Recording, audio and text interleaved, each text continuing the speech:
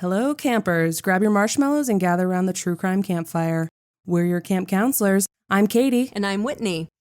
And we're here to tell you a true story that is way stranger than fiction. We're roasting murderers and marshmallows around the true crime campfire.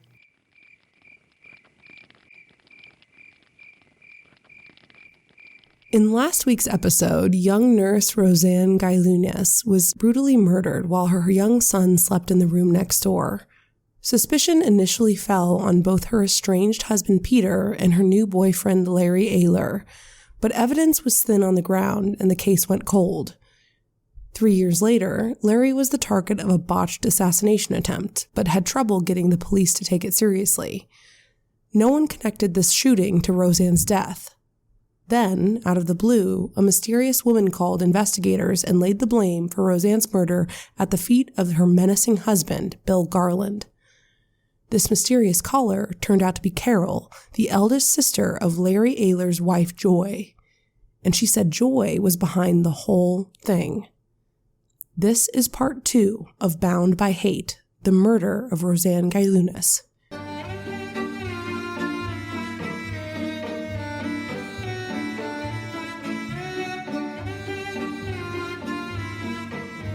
So back at the police station, Carol told Detective McGowan her story. In early 1986, this is 3 years after the murder of Rozanne Gailiunas, Carol's sister Joy had asked her for a favor. If a man called her up and asked to speak to Mary, Carol was to call Joy right away. Carol initially just assumed her sister was having an affair under a fake name. She didn't feel bad for Joy's husband Larry. She thought he was a jackass from the first day she met him almost 20 years ago. It was only later that Carol learned the caller was a self-proclaimed hitman named Bill Garland. Carol took a few calls for Mary, always brief and to the point, until one time Bill called up and told Carol she had a real nice voice and asked her out. Carol, who did not have a great track record when it came to decision-making, said sure, and soon they were dating. They got married soon after. And eventually, Bill told her that he had been responsible for the death of Rozanne Gailiunas, Larry Aylor's girlfriend. When Detective McGowan pressed Carol about whether Bill had confessed to killing Rozanne himself, Carol clarified, "All I know is he said, 'We did it.'" And according to Carol, Bill had recently forced her to help him blackmail her sister Joy. McGowan assumed this was about Rozanne's murder, but he was wrong. Last October, Carol said, Bill needed money and decided to jack Joy around a little. He was going to contact her and say that a girlfriend of one of the guys who they'd hired to kill Larry wanted $25,000 to keep her mouth shut. Wait, what? McGowan was stunned. Now, y'all remember in part 1, of course, when Larry and his buddy got shot at while driving home from the farm, and the local police apparently found the whole thing too boring to investigate? Well, apparently, Bill Garland was now using this attempted assassination to wring more money out of Joy. Now, there's a lot of reasons to never hire a hitman, right? The main one being, of course, that killing people is a bad idea.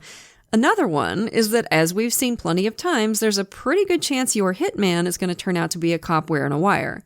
But if neither of those is enough to deter you, think about this. If the hit goes through, then somebody you know is willing to kill people is going to have a hook in you for the rest of your life.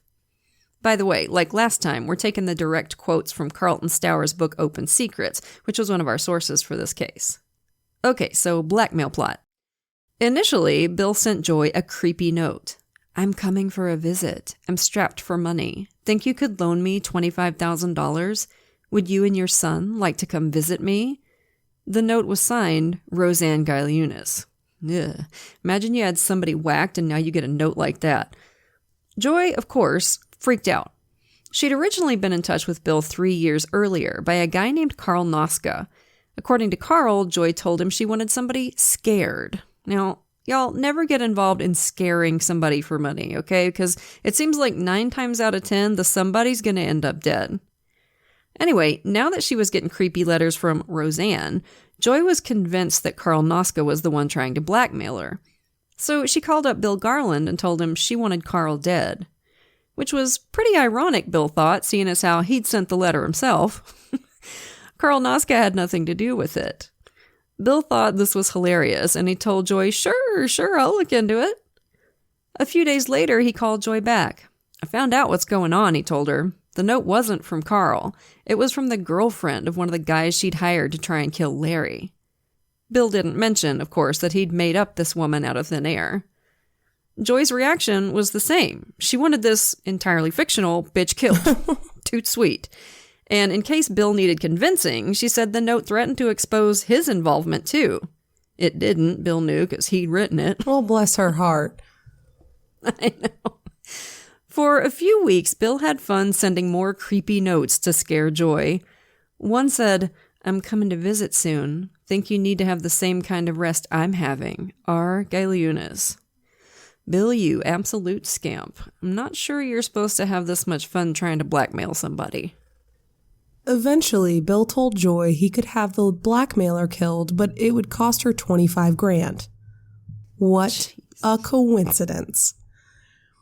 Despite being scared shitless by now, Joy tried to haggle. Since Bill was mentioned in some of the notes too, he should pay half. She even rewrote the notes herself to add Bill in and sent them to him via her sister Carol. Okay, so that is a little funny. I have to give Bill that. I can just see her now like, all right, that's not going to scare him. I'll add his name to it, trying to imitate the creepy handwriting, you know? It's just... And he's sitting there like, I wrote those, you dumbass. It's like a, old school version of Among Us. Like, how do I get out of this one? I am the imposter, but I can't tell her that. How do I get out of this? It's just a little bit of a shenanigan, you know? If it wasn't about... Yep, it's a shenanigan. If it wasn't about murder, it would be fucking hilarious, you know? It's a bamboozle. A bamboozle. Mm-hmm. It's just shy of a horseplay, you know? Realizing Joy wasn't going to budge on the money, Bill finally agreed, and Joy paid him $12,500. A couple weeks later, he called her up and told her the job was done. He thought the whole thing was hysterical. He just made thousands of dollars for killing an imaginary woman. God. Now, I know this is going to shock you, but at some point, things started to go sour between Carol and Bill. I know. I thought their love was eternal too, but now that the bloom was off the rose, Carol had realized he'd told her things that could get him in a whole lot of trouble. She'd become convinced he was going to kill her to make sure she didn't squeal, so she'd reached out to Detective McGowan and squealed preemptively. The detectives listening to her story were dubious, to say the least.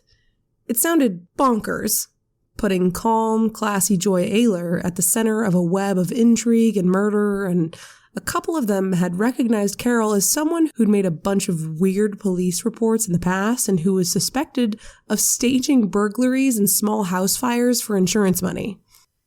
Oh, wow. Fun. Mm-hmm. What did your parents do to you, girls? Jeez Louise. What a weird-ass family.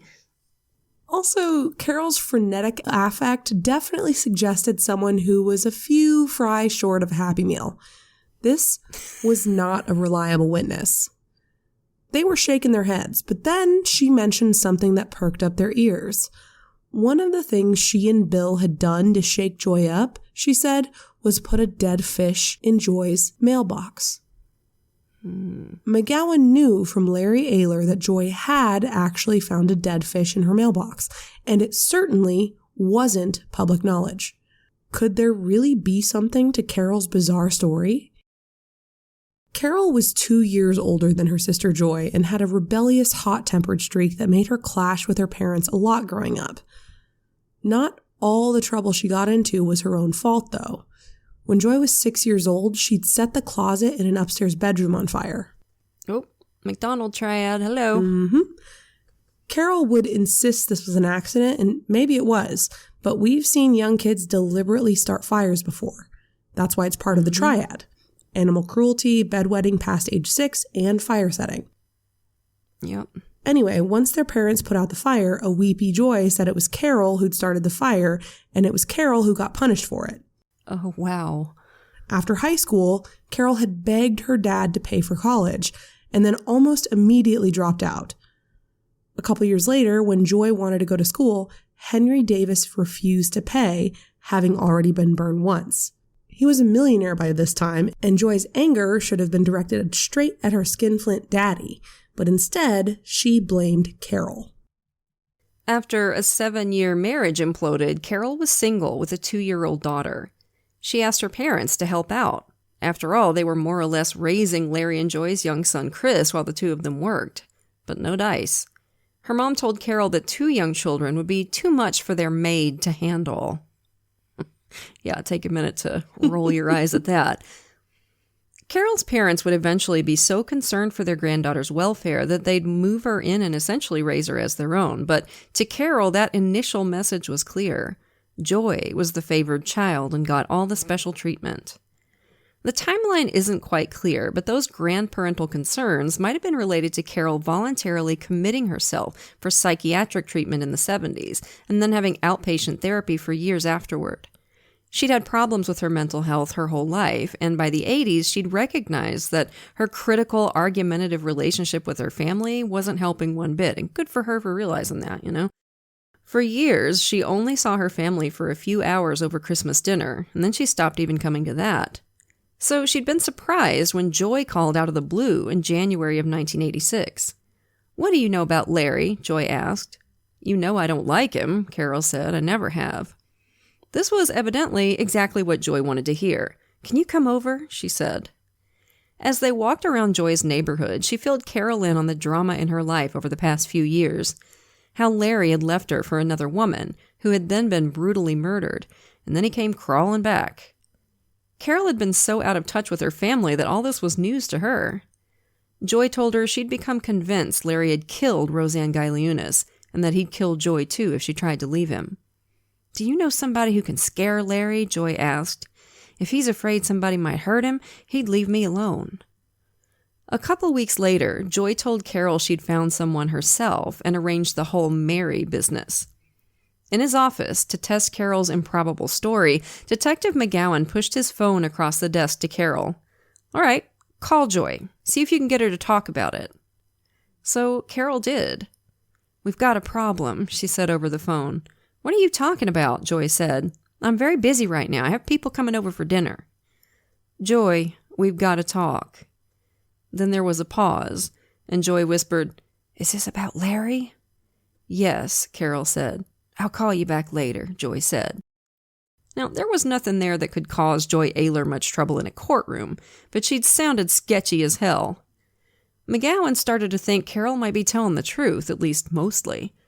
It was enough to justify setting up and recording a meeting between Carol and Joy. The meeting would be at JoJo's restaurant. Carol would have a primary microphone in a sealed envelope on the table and a backup in her purse. 4 undercover officers were waiting outside. After Joy arrived, they'd come in and get seats close by. One of them had a briefcase with a hidden camera. McGowan and other detectives were outside in a van with the recording equipment. When Carol had been sitting alone for a half hour, everybody started thinking Joy was a no-show, but then her red Porsche swung into a parking spot and she walked in to sit across from Carol. After a few minutes of sisterly chit-chat, Carol got down to business. "Joy, I know what's going on." "What are you talking about?" Joy said. "I'm talking about that woman out in Richardson and about Larry, the money, everything." Remember, Joy had involved Carol in the attempt to scare, i.e. shoot to death, Larry Aylor, but she had no reason to think Carol knew anything about the murder of Rozanne Gailiunas. She was immediately suspicious. "Are you wearing a wire?" she said. Carol got out of the booth and stood up. "Do you want to frisk me? Hell no, I'm not wearing a wire." Joy told her to sit down. In response to Joy's unspoken question, Carol said, "Bill told me." "Why would he tell you something like that?" Joy said. "Joy, Bill and I are married," Carol said. It's wild that she didn't know that. Watching the feed from the hidden camera, McGowan could see the shock on Joy's face. "What has he told you?" she whispered. "Everything," Carol said. "I just don't understand how you could have gotten involved in such a thing." "Believe me," Joy said. "If I had to do it all over again, I wouldn't. You just don't understand what he did to me." And then, right as things were getting juicy, a whole crowd of people came in and sat in the booth right behind Carol, laughing and talking so loudly that it was hard for the officers in the van to hear what the sisters were saying. Oh. And then it became nearly impossible because the microphone in the envelope malfunctioned, and all they had was the muffled, barely audible feed from the one in Carol's purse. Oh my God. Out in the van, there was a lot of frustrated swearing. McGowan pressed his headset close to his ears and barely made out Carol saying, "Bill says you told him you had a partner, that you had to get some of the money from the doctor." "That was a lie," Joyce said. "I just told him that to buy some time. I needed time to get the money together." After Joy left, McGowan met Carol behind the restaurant. He said, "You did a good job, but we may have to do it again." "Like hell," Carol said. They did set up a second meeting, though, in a motel room where Carol said she was hiding out from Bill Garland. The place was bugged from floor to ceiling, but Joy, much more suspicious this time around, gave them nothing. Nevertheless, the district attorney decided that what the police had gotten from JoJo's met the bar for probable cause, and not long after she left home, Joy's car was pulled over and they put the old habeas corpus on her in a church parking lot. In the interview room, Joy was as cool as diamonds on ice, only showing a flash of anger when McGowan mentioned the recording they had of her talking to Carol. But she had herself under control within seconds. This was a tough broad. There wasn't really any question of her guilt. Joy, complaining about lawyers taking money that should go to Chris, said, "I know what I did was wrong and that I'm going to jail. I should be punished, but not my son." But see, Joy wasn't the only person that needed to go to jail. The investigators wanted Bill Garland. And if they found out someone else had been the one to actually kill Rozanne Gailiunas, they wanted him too. McGowan repeatedly asked Joy if she'd help them get Garland, but she just launched into a rambling pity party about her crazy sister and her tight-fisted dad and her cheating husband, talking a lot but saying nothing at all. It was obviously a calculated performance, Joy seeing if she could get out of the interview room without committing to anything. But she very clearly hated being in there, and eventually she made McGowan an offer. "You get me out of here and let me go home and get comfortable. Then come over with your tape recorder and we'll talk. I'll fix you a sandwich. I'll tell you the whole thing." And McGowan agreed. It was a big risk, but he thought that if Joy was helping them, the whole case would come together quickly. I don't think he really knew who he was dealing with yet. Joy was just saying whatever it took to get her out of that interview room. And McGowan's captain thought he was crazy. He thought that as soon as she got home, Joy was going to set about destroying whatever evidence was there. Overriding McGowan, he quickly started proceedings to get a search warrant for Joy's house. Officers had been following Joy home as soon as her boyfriend, Jody Packer, came to get her, and they were inside just minutes after Joy got home. Packer, a big guy with a high opinion of his own importance, was furious. His ex-wife was a judge, he ranted. He knew the law pretty well. They were all going to lose their badges over this. They were all going to get sued. He even got on the phone and called the Dallas PD to report a break-in, then pointed his finger at McGowan, who'd just arrived. "If you're smart," he said, "you and your people get the hell out of here right now instead of going to jail." I guess being a judge's ex-husband does not, in fact, grant you vast legal knowledge. The people that are the loudest about knowing their rights are almost never the ones actually exercising them. Yeah. The Richardson police had already called the Dallas PD to let them know what was happening, and when the Dallas officers arrived, all they did was help secure the scene. Joy's concerns were more pedestrian. "Now everybody in the neighborhood knows what's going on," she complained, looking at all the police cars outside. She asked to speak privately with the fuming Jody Packer, and afterward, Jody was all sweetness and light with the officers. McGowan was certain she'd just come clean to her boyfriend about her involvement in Rozanne Gailiunas' death, and Jody Packer apparently had no problem with that. Joy insisted she still wanted to help nail Bill Garland, and having made bail, she stayed free. Ultimately, Bill Garland voluntarily sat down with Detective McGowan in an interview room in Sulphur Springs, where he'd moved to stay with his mom. He was a huge guy, 6'5" and 300 pounds, and he denied having anything to do with any murder, or even any blackmail. That was all Carol, he said. Crazy Carol was behind that whole scheme. He had nothing to do with it, Bill said. He'd never even spoken to Joy. McGowan knew he was lying. On the night Joy got arrested, Bill had called her, twice. When he told Bill he'd seen the phone records, the big guy got pale and started slowly shaking his head. McGowan thought the man sitting across from him might still have the glimmerings of a conscience somewhere deep inside. Bill, he said, what happened to that woman? What that little boy went through? It wasn't right. I know, Bill said, then took a deep breath. Okay, here's what happened. One day, back in 1983, Bill's buddy Carl Noska had come into his office and told him a friend of his wanted somebody followed and maybe scared a little. Bill said to pass his number on to the friend, who turned out to be a woman who called herself Mary. She told Bill she wanted somebody killed. Bill told her that would cost her $5,000, half up front, half after. 2 days later, Bill got an envelope with $2,500, a photo of Rozanne Gailiunas, her address, where she worked, and the license plate of her Cadillac. This case is an endless chain of scumbags. Bill passed the details on to a shady auto mechanic, Brian Kriefel, who told him he knew someone who would do the job. A week later, Brian told him it was done. Mary sent the rest of the money. Bill took his cut of $500 and passed the rest on to Brian. He had no idea who had actually done the killing. Some guy from Houston, he thought. Mary, who obviously was Joy Ayler, was so pleased with the manner of Rozanne's death that a week later she sent Bill another $500 along with a thank you note, which there is something about that just chills me to my bones. A thank you note.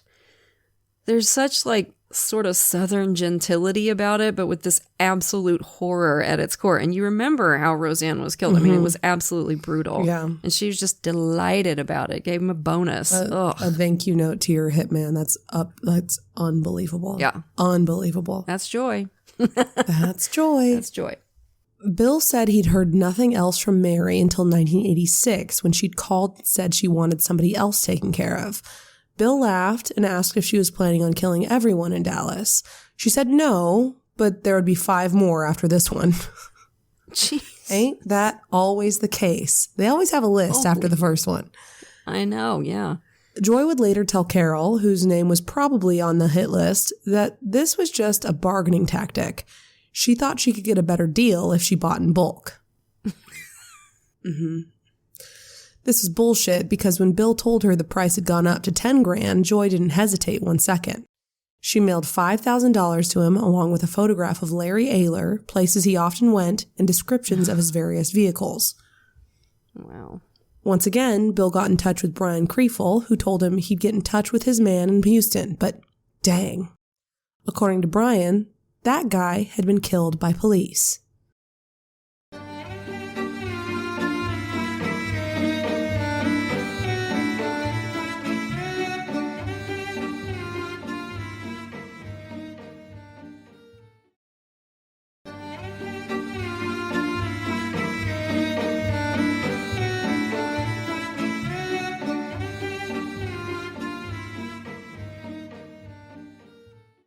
Weeks later, Joy got in touch again and said she still wanted the job done. She gave Bill the number of someone who called herself Miss Mudd, her sister Carol, who they'd communicate through from now on. According to Bill, he passed this hit on Larry to another buddy, a guy in the construction business named Joe Thomas. Joy provided a map to Larry's farm and told Bill when he'd be there. He got these 2 dumbass brothers to do it, and they fucked up royally, Bill told McGowan. They went out there, drunk, and with nothing but a fucking .22 pistol. They missed. When Mary called to ask what happened, she was really pissed. Yeah, and we got to talk about how much they fucked it up, because you know what a .22, it's like these tiny little bullets, and it's fine if you're at close range, but he was shooting at a moving truck, dude, what the hell? Not the proper tool for the job. No, not at all. No.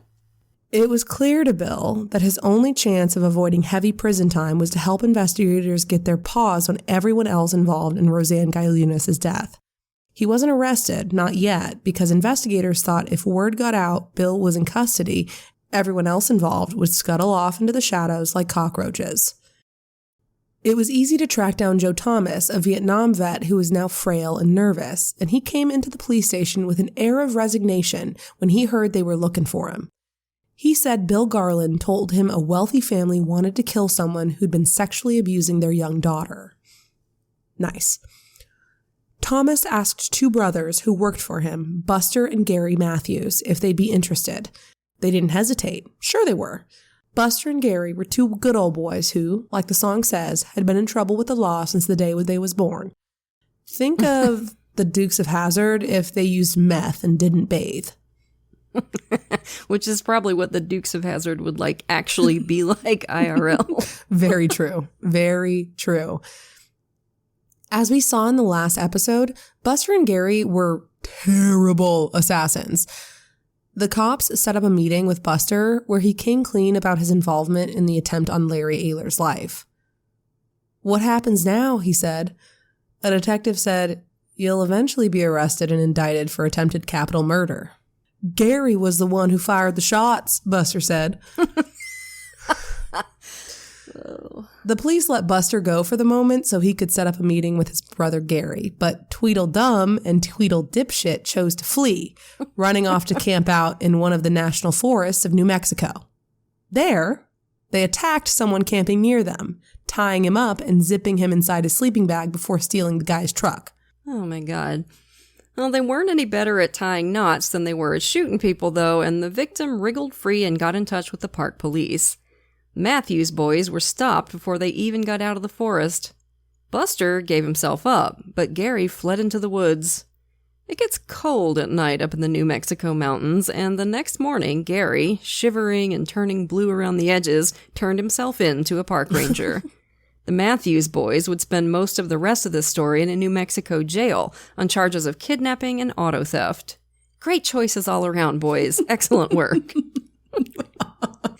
Tweedledee and Tweedledipshit. Brian Kriefel, who according to Bill had set up Rozanne's death, was also easy to find. Investigators initially had Bill try to set up a meeting with Brian, which they would record, but Brian didn't show. He didn't run either, though, and when police knocked on his door, he wasn't at all surprised to see them. He said he'd been a nervous wreck since Bill called. He started sobbing into his hands. "I didn't kill nobody," he said. "All I did was pass the money on to this insurance guy I know." You know, campers, you really want to get as many people involved in your murder plots as humanly possible. Involve everybody in the tri-state area if you can. Just really share out the responsibilities, delegate, make murder a crowd-funded activity. The more the merrier, right? Yeah, team activities really add a conspiratorial aspect to the crime that the state really loves. Yeah. Now, the insurance guy he's talking about was an insurance adjuster named Andy Hopper, who'd said he knew a dude in Houston who would kill for money. He'd taken the cash from Brian, then a week or so later had stopped by Brian's auto repair shop to say the job was done. And I know we've been throwing names at you left and right over the past few minutes, but really, Andy Hopper is the end of the line. You do not have to remember most of these people. Just focus in on Andy right now, okay? There was no dude in Houston. It was all Andy. In 1974, when he was in the senior year at Sam Houston High School in Arlington, Andy Hopper looked ready to sail into a bright future. He was a popular kid, runner-up in the voting for senior class favorite, a finalist in the Most Handsome Boy competition,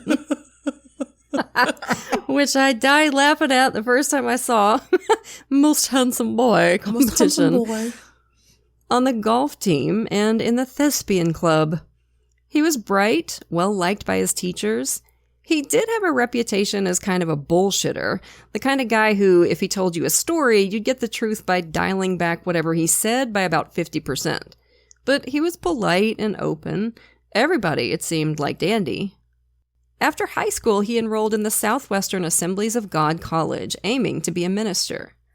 There, he met a cute, tiny girl named Becky Thompson, and before they'd finished their first year of college, they got married, dropped out, and moved to Dallas.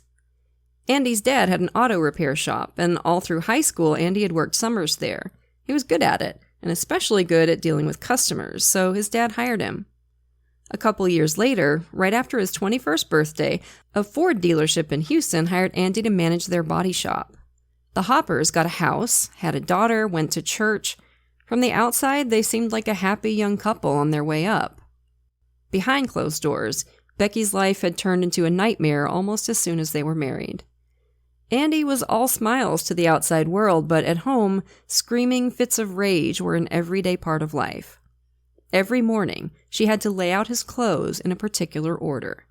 When Andy came out of the shower, Becky had to be standing there with a towel of a specific color, fresh and warm from the dryer. If his meals were not exactly perfect, he'd throw food and dishes around the kitchen in a tantrum. He'd grab Becky by the arms or the back of the neck, hard enough to bruise and shake her. He gave her a black eye by throwing a toy at her face. 1 year into his job at the Ford dealership, Andy got in trouble with the law for the first time. There was an apartment complex close by the dealership, and the manager was a lady named Frances Ferguson. Just after noon, she was vacuuming the bedroom of a recently vacated apartment with her infant son asleep in the living room. Suddenly, she looked up and saw Andy standing in the doorway, smiling. She asked if she could help him.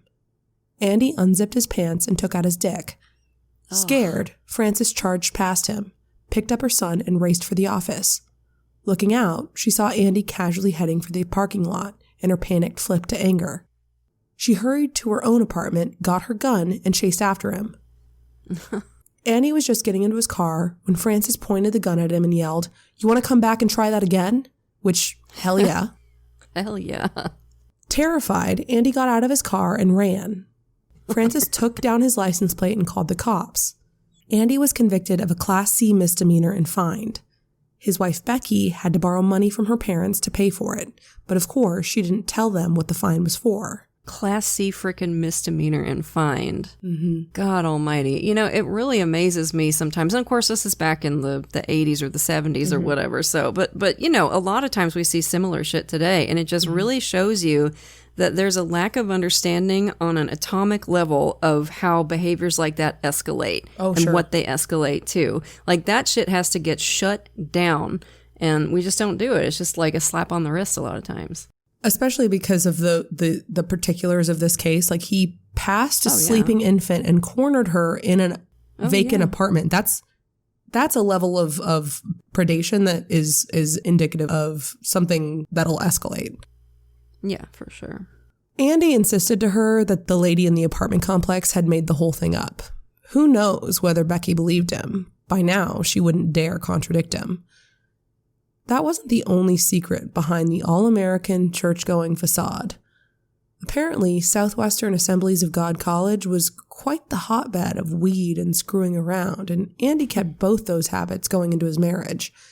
He cheated on Becky constantly, sometimes with strangers, sometimes with her friends.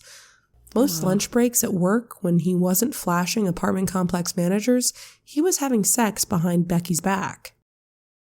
You might be out there thinking, you know what would really improve this guy's life? A meth addiction, that's what. Andy had a deeply addictive personality, and once he tried meth, he was all in. His dad had opened an auto insurance appraisal company in addition to his repair shop and taught Andy the business. The company did well enough that when he opened up a branch in Dallas, Andy's dad made him the manager. The Hoppers, having added another daughter, got a modest 3-bedroom home. They should have been comfortable, except that Andy's drug consumption was getting ever heavier and more expensive. He needed money. He'd heard rumors about a former employee of his dad's, James Carver. Carver had taught Andy a lot of his auto skills during those high school summers. He still claimed to be in the body repair business, but he wore diamond rings and a Rolex, lived in a $2 million house, and drove a sports car. That's a hell of a lot of body repair. Yeah. In fact, James Carver was now one of the biggest weed dealers in the country and apparently made around $50,000 every week. Holy shitballs. And in that era money, too. Wow. Yeah. He had a soft spot for Andy and started giving him weed to sell on a pay-later basis. Selling weed paid a lot better than insurance adjustment. Andy and Becky moved into a new house with a pool and went on fancy ski vacations. He invested with friends in a new Dallas nightclub called Beethoven's, which might be the most 80s name for a club I've ever heard. It really is. But because he had all the self-control of a puppy who needs to pee, Andy's debts rose just as quickly as his income. He was always desperate for money. He had, of course, neglected his dad's insurance business almost entirely once he started selling drugs, and it went tits up quickly. In 1988, when detectives Rhonda Bonner and Ken McKenzie came to talk to him, Andy Hopper was working in the body shop of Stakely Chevrolet in Dallas. They spoke to him in an office and told him what Brian Kriefel had told them, that Andy had said he knew a dude in Dallas who would kill for money. "I'm going to tell you right now," Detective McKenzie said, "the middleman in this deal don't have nearly as much to worry about as the lady who wanted it done and the person who actually did it." Andy started sheeting sweat. "I don't know what the hell you're talking about," he insisted. "I think I should call my lawyer." He headed for the back of the shop where the phone was. After a brief conversation, the detectives agreed they should take him to the police station for further questioning, but when Mackenzie headed to the back of the shop, there was no Andy. As soon as he'd gotten out of sight of the detectives, he'd run out the back of the dealership, across the sales lot, and climbed the fence. They headed for his address, not at all optimistic about finding him there. There was no one home. A neighbor out in her yard told them Becky might know where Andy was. She was a cashier at a Michael's store nearby. As the two detectives started off, Mackenzie said, "I'll be damned."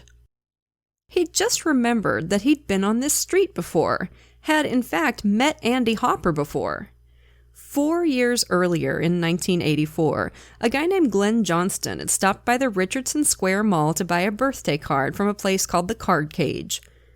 While he was in there, a young guy with a beard brushed past him a couple of times. Glenn didn't think much of it. It was a tight little store, and customers kind of had to squeeze past each other. When he went to pay for the birthday card, of course, his wallet was gone.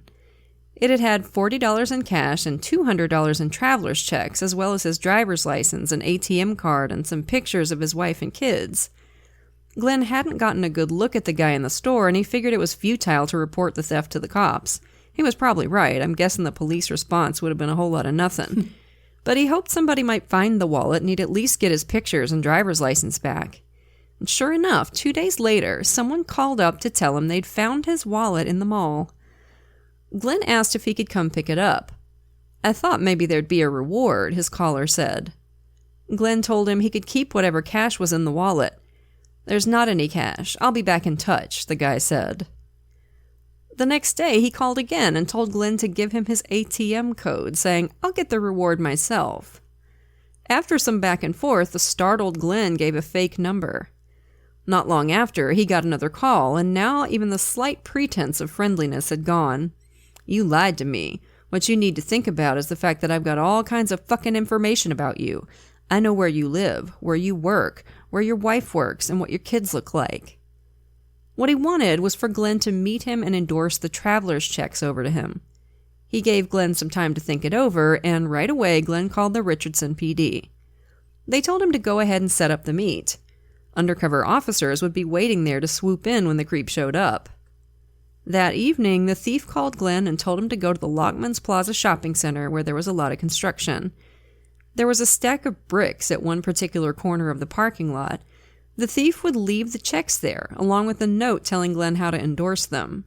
Then Glenn was to go to the JoJo's across the street and wait for a call telling him where he could find his wallet. Damn, is JoJo's on some kind of magical true crime nexus or something? It's JoJo's every time. I mean, it is a chain, but still, damn. It's like this is like a TV series, and JoJo's is their favorite restaurant. They all meet at JoJo's. 3 undercover officers were close by the scene, including Detective Mackenzie, watching everything through binoculars from his pickup.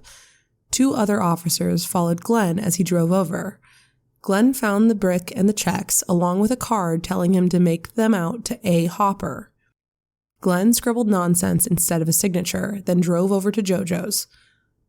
Not long after, a brown Ford pulled up. There were a lot of brown cars in the 80s. And not that sparkly metallic brown you see today, like fugly ass baby poop brown.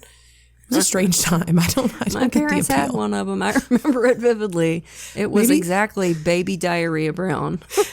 Maybe the thinking is like you couldn't see dirt on it. I don't know. Yeah, probably.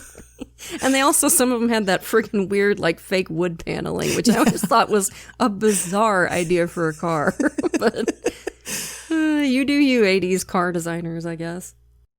A guy in a white shirt and blue shorts got out of the brown car and grabbed the checks. Detective Mackenzie approached in his pickup.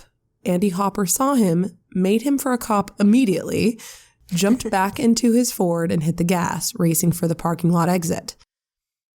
The two officers who'd followed Glenn had their cars blocking the exit and crouched behind the doors with their weapons out.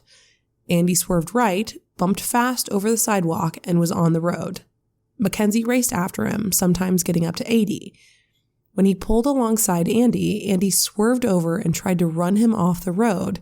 Then he screeched around a corner so hard a hubcap flew off, cannoned across a mall parking lot into a residential neighborhood, and that's where Mackenzie lost him. Holy shit. He'd gotten his license plate number, though, and a few hours later, he and two other officers were at Andy's front door. "What's the problem?" Andy said with a smile. He'd shaved off his beard and mustache and changed clothes. It wasn't enough. "That's him," Mackenzie said, and Andy went to the slammer. But only briefly. The next morning, Becky borrowed his bail money from a friend, and because somebody fucked up on the paperwork, Andy was never charged, which is just astonishing to me because it sounds like a zealous prosecutor could have made a pretty good case for attempted murder of a cop. Well, yeah, he rammed right into him on purpose. Yeah.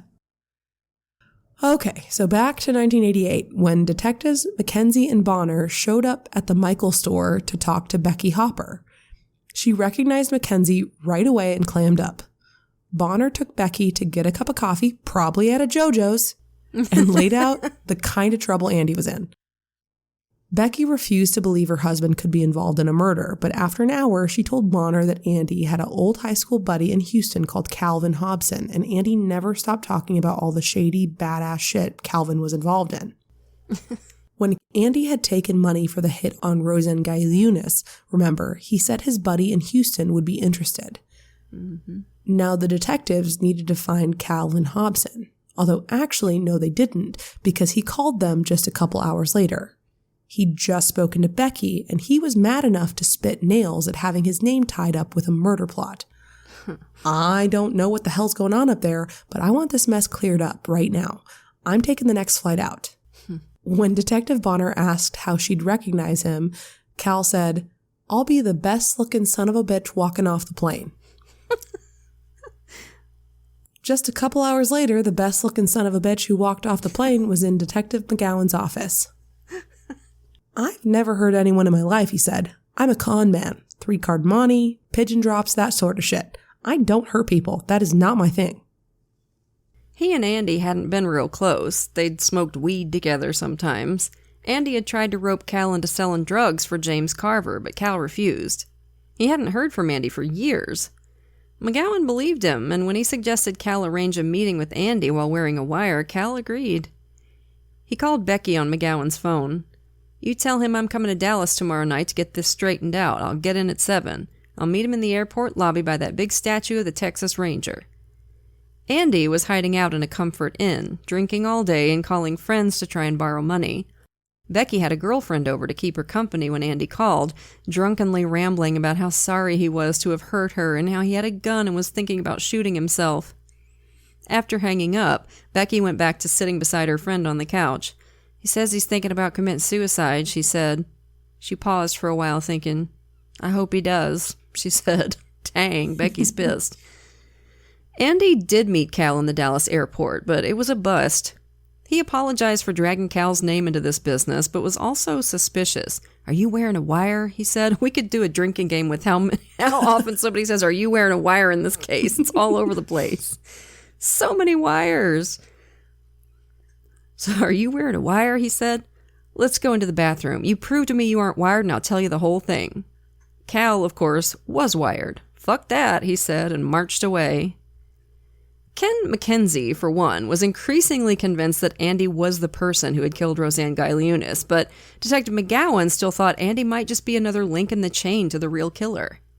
In the hope that he'd lead them to somebody else, Andy was allowed to walk free for now. This was a mistake, because right after the meeting with Calvin Hobson, he disappeared. Becky Hopper was struggling. Andy, great guy that he was, had emptied out their checking and savings accounts before running, and she and the kids had to get help from her friends to get by.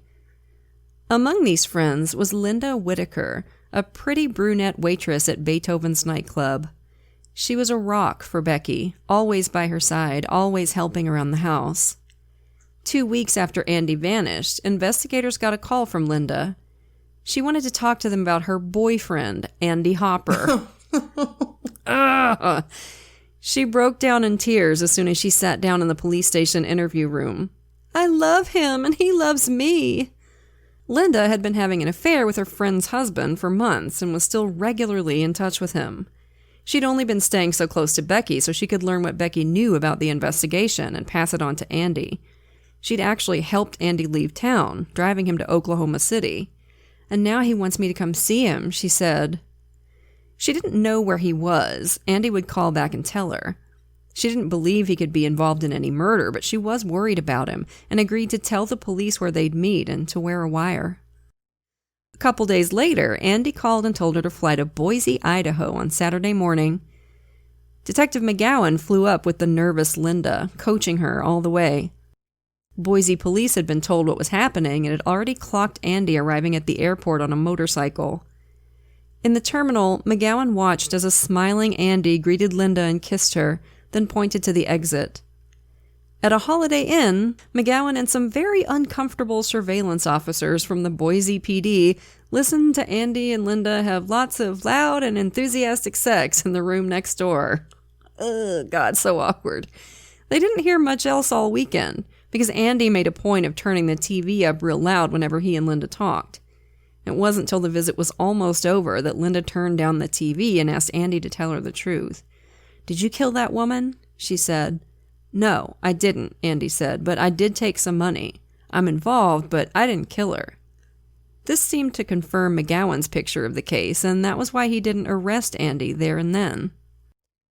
He was sure he'd set up another visit for Linda. There was a lot of gross X-rated audio tape showing how much he'd enjoyed this one, and she might be able to get the killer's name out of him next time.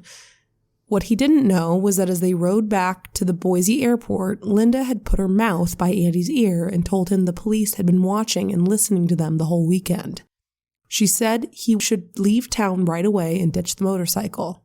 He took her advice, and Andy Hopper was, once again, in the wind. You know, I got some bones to pick with Detective McGowan. Bless his heart. Like, it seems like every decision he makes is the wrong decision. Bro, you should have just picked him up right then and there. He's on the lam. Just grab him. I don't know.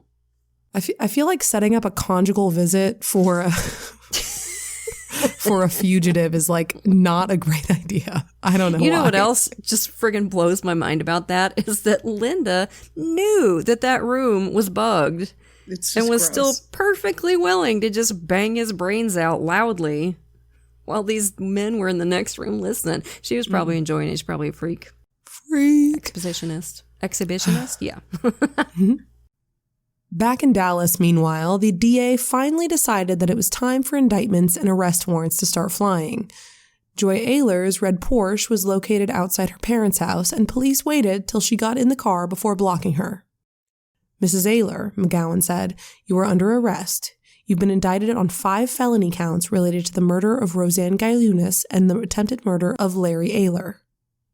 I have, she said, as if he'd just told her that she had a piece of toilet paper stuck to her shoe.